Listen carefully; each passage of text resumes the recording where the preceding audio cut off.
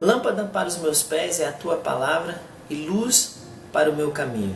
Eu sou Fabrício Mendes, está começando mais um vídeo. Esse verso do Salmo 119, versículo 5, à primeira vista, ele nos parece redundante. Mas se nós analisarmos ele mais de perto, veremos que o autor ele enxerga o caminho e a caminhada. E com base na minha pequena presunção, eu digo que o negócio está tão claro que é como caminhar de dia no sol quente ao meio-dia com uma lanterna muito potente acesa aos nossos pés. Idealize comigo um farol.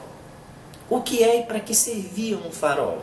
Os faróis são estruturas metálicas equipadas com uma fonte luminosa destinada a orientar as navegações. E para que serviam esses faróis? Estou dizendo tudo no passado porque hoje os navios eles não são mais guiados pelos faróis. Eles são guiados por equipamentos de altíssimas tecnologias para navegação náutica. Mas antigamente o farol ele era muito importante para determinar uma rota em que o navio ia passar. O farol ele livrava o navio dos recifes, ele mostrava onde tinha banco de areia, onde tinha rochedos submersos, e tudo isso para que a embarcação chegasse ao seu destino. Ele era referência para os navegantes, e quando o navegante viu o farol de longe, ele já sabia que ali poderia ter um perigo para ele. E sabe como que a gente pode aplicar tudo isso para a nossa vida hoje? Que quando nós tiramos o foco da palavra de Deus e começamos a navegar por esse mundo pecaminoso em que nós vivemos, nós corremos o risco de ficar encalhado. E naquela época, até mesmo hoje, um navio quando encalha, ele custa muito ao dono da embarcação, alguns milhares de dólares. E às vezes, para se resgatar esse navio encalhado, fica muito mais caro do que o próprio valor do navio. E qual é a finalização disso tudo? O dono do navio vai lá e afunda o navio para que o navio vira um habitat de vida marinha. E muitas vezes nós somos assim também. A nossa vida, por falta de um guia, que é a palavra do Senhor, que é a luz que guia você, por não estarmos focados na palavra de Deus, no Evangelho verdadeiro, nós temos ficado encalhados durante as nossas vidas. Nós temos ficado encalhados no pecado. E muitos de nós, assim como também na embarcação, nós estamos não mais guiando o nosso navio. Nós estamos deixando que a nossa embarcação seja guiada por outras pessoas. E hoje o que nós vemos é que há alguns cristãos que se esquecem de olhar para a luz, para a centralidade da luz que é Jesus Cristo, que é a cruz do Calvário, que é a representação máxima do amor de Deus para o homem. É a cruz do Calvário, a centralidade do Evangelho. E algumas pessoas hoje estão usando o que eu vou chamar de gurus, profetas, pastores, pastoras, profetisas, e alguns deles mal sabem manusear a Bíblia. Eles mal sabem. E hoje ainda nós temos os gurus intelectuais, aqueles que dão palestras e vendem livros de autoajuda e distorcem tudo o que Jesus disse. Eles correm atrás de riqueza desse mundo. E quero dizer para você que a nossa pátria não é aqui, a nossa pátria é no céu. Não é errado você ter dinheiro, não é isso que eu estou dizendo, não entenda mal. Mas toda vez que o seu coração ficar focado só nisso, você esquece de focar para a palavra de Deus. E os gurus que você está pegando hoje são gurus que eles não têm compromisso com Deus, eles não falam sobre salvação, eles não falam sobre vida eterna, escrevem livros e livros e livros e livros falando sobre Jesus, mas nós não vemos nesses livros deles de autoajuda, que tomara que ajude eles, né? Mas nós não vemos plano de salvação para o homem, nós não vemos o plano de Deus para tirar o seu povo da terra, nós não vemos a santificação do homem nesse mundo de pecado. Então por isso, foque em Jesus, coloca o seu foco em Cristo. E na Bíblia conta a história de um camarada parecido com esse que eu estou falando, Nicodemos. A história de Nicodemos está no Evangelho de João capítulo 3. E se nós formos ver lá, Nicodemos era um doutor da lei. E quando Jesus conversa com Nicodemos no capítulo 3 de João, quando nós vemos a máxima do verso 16, que hoje nós tipificamos isso como o grande amor de Deus. Na verdade, Jesus estava passando com um trator de esteira sobre o que Nicodemos pensava sobre salvação e sobre Deus. Por isso que Jesus já começa chicoteando Nicodemos. Esse texto não é só um texto de representação de amor. Ai, como Jesus é amoroso. Ai, como eu gosto desse Deusinho. Não. Ali Jesus está mostrando para Nicodemos o grande amor de Deus, a tentativa de Deus de resgatar o homem do pecado, de livrá-los da garra de Satanás e de tudo que o pecado representa para a nossa humanidade. Então, toda vez que você seguir um guru desse, você desfoca da Bíblia. O seu foco é Cristo, o seu alvo é Jesus. Não foque, não corre atrás desses palestrantes, dessas palestras que distorcem o que Jesus falou, distorcem a verdadeira palavra. Corra para o Evangelho. O mesmo Espírito que estava sobre Paulo, que instruiu os escritores bíblicos, ele está sobre nós, ele nos ajuda a interpretar a sua palavra, desde que nós buscamos com intrepidez e desde que nós buscamos com sinceridade. Não coloque a Bíblia diante da sua mesa como um cadáver para ser exumado, porque toda vez que um cadáver ele é exumado, na verdade o que nós queremos ali, o que nós não, que eu não faço exumação de cadáver, né? Mas o que se quer com aquele cadáver que está sobre a mesa é descobrir por que ele foi morto. E a palavra de Deus não é assim. Meu querido teólogo, meu querido estudante de teologia, meu querido calvinista, meu querido arminiano que defende com unhas e dentes, eu sou calvinista, fogo nos arminianos, fogo nos calvinistas. Não. A sua chave hermenêutica é Jesus Cristo. A sua chave central é Jesus. Foque para Ele. Foque para o ensinamento do que Jesus deixou. E não sei se vocês lembram, mas do Costa Concórdia, lembra dele? O Costa Concórdia encalhou no dia 13 de janeiro de 2012, navegando junto à costa de Isola del Gio, na região da Toscana. A embarcação trombou com uma rocha subaquática. O ocorrido causou 32 mortes. E a nota da empresa dizia o seguinte, dona do cruzeiro, ele dizia que o capitão não seguiu os procedimentos previstos. O capitão Francesco Chenito, depois você pesquisa esse nome e me corrija o meu linguajar aí, Francesco Chenito, ele entrou na companhia em 2002. E ele foi fazendo curso, e em 2006, 2 aninhos só depois, ele já assumiu uma embarcação desse nível, desse porte, colocou um monte de gente lá dentro e disse, não, deixa comigo, eu sou um grande capitão e eu levo essa galera para onde eles quiserem. O cara, ele tinha todas as condições psíquicas e tinha feito curso, por isso ele estava preparado para poder carregar aquele povo, teoricamente. Né? Mas o camarada começou a andar por lugares muito rasos e chegou um momento em que essa grande embarcação que precisava de navegar por locais profundos, essa grande embarcação encalhou. E você sabe o que esse Francesco fez? Ó, perninha para quem te quer, meu compadre. Quem é que está governando seu barco? Hã?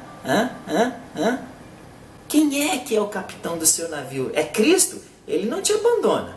Ele não te deixa abandonado. Ou é o guru que você comprou o livro dele e está achando que ele vai trazer esperança para você? É o seu pastor que está governando o seu barco? É ele que destina para onde você vai? Ou é o Espírito Santo de Deus que tem governado a sua vida? Será que nós não estamos colocando no nosso navio o capitão Jack Sparrow? Só com interesses próprios de piratear, hackear e hackear é um termo de TI, né? De tirar tudo que nós temos e simplesmente saquear a nossa vida, saquear em nome de Deus, né? Um pirata que ele suga tudo que nós temos e toda a nossa vida em nome de Deus, nos obriga a fazer coisas que a Bíblia condena. Advertindo a Timóteo no capítulo 2, o apóstolo Paulo ele diz no verso 5 assim, porque há um só Deus, um só mediador entre Deus e os homens, Cristo Jesus, o homem. No contexto de toda a sua exortação nesse capítulo, Paulo no verso 1 ele começa dizendo o seguinte: use a prática da súplica. No verso 2 ele vai dizer assim, ó, em favor de todos os que se acham investidos de autoridade, ou que pensam, ou que têm autoridade, para que vivam uma vida tranquila e mansa, com toda piedade e respeito.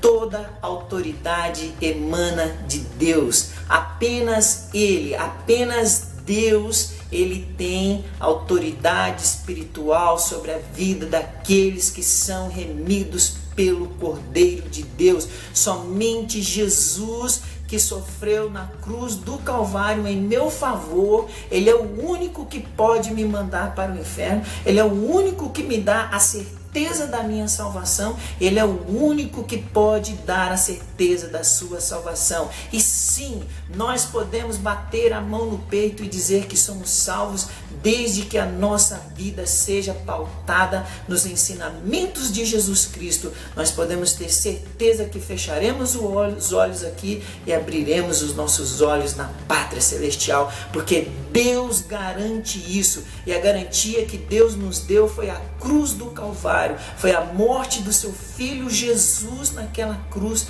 para nos salvar. Norteie a sua vida pela luz do verdadeiro Evangelho.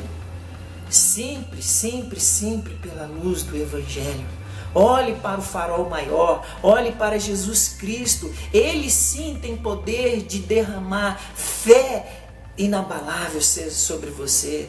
Somente Ele pode tirar as aflições do seu coração. Somente Ele pode nos ajudar. Olhe para o farol maior.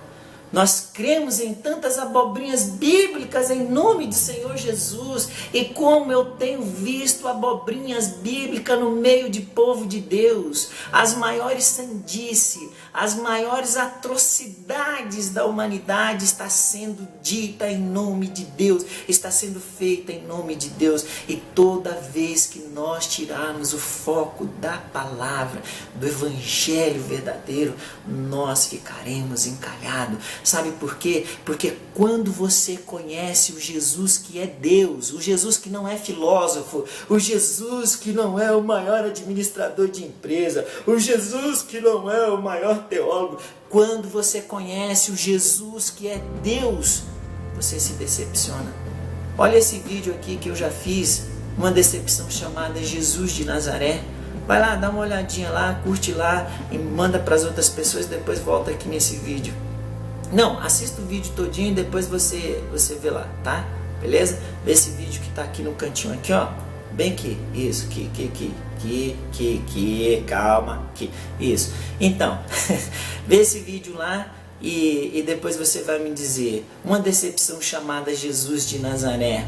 Nós cremos em tantas abobrinhas bíblicas e a Bíblia, ela é para livre exame, mas não para livre interpretação. A Bíblia ela tem uma linha de interpretação e eu não vou entrar nesse mérito. Mas eu quero dizer para você, seja livre. Seja livre. Não seja um papagaio de pirata. Não fica só aí repetindo o que você escuta no domingo à noite, ou sei lá que dia que você vai na igreja, se é que você vai, né? Não tenha uma experiência real com Deus. Deixa o Espírito Santo tocar o seu coração. Deixa o Espírito Santo entrar dentro de você para que você tenha uma vida real, algo concreto, algo que você pode falar assim, ó, isso aqui sou eu, isso aqui é o que eu vivi com Deus. E toda vez que chegar diante de Jesus, chega com humildade. Porque, meu amigo, minha amiga, nós não passamos do cocô do cavalo do bandido. Não. O micróbio do cocô do cavalo do bandido diante da graça de Deus. Somente a misericórdia de Deus sobre nós, para que nós não fôssemos consumidos. E o nosso destino era o inferno. Estávamos, se é que o inferno se desse, né? Estávamos caminhando para o inferno. Aí veio Jesus, veio Deus com todo o seu plano e falou, não, você é meu, compadre. Você é meu, vem cá, e eu te quero. E com isso, Ele nos deu a certeza da salvação. Essa certeza que nós vamos entrar no trono da glória. Não oprima a sua mente com esses falsos gurus que forçam a Bíblia a concordar com eles. Não oprima você e sua família com esses caras que se acham. Foque para a palavra de Deus. Volte para o verdadeiro evangelho. Em nome de Jesus, volte. Lâmpada para os meus pés é a tua palavra e luz para o meu caminho. Está na escuridão? Está escuro? Não está achando o caminho? Liga o evangelho. Liga o evangelho e depois você vai me contar como foi a sua vida. Escreve aí nos comentários. Liga a luz do evangelho e escreve aí depois me dizendo como foi a sua vida. Enxergue Jesus de verdade, como você vai ver que é muito mais fácil. É muito mais fácil porque você vai ver que a misericórdia dele no câncer, a misericórdia dele na AIDS, a misericórdia na guerra, a misericórdia em tudo, porque tudo é dele, tudo é para ele, toda a honra, toda a glória é para ele. Tudo é para o louvor de Deus. Tudo que acontece com o cristão, com nós, comigo e contigo, é para a glória do nome do Senhor Jesus. A Ele toda a honra e toda a glória. Fique na paz. Até o próximo.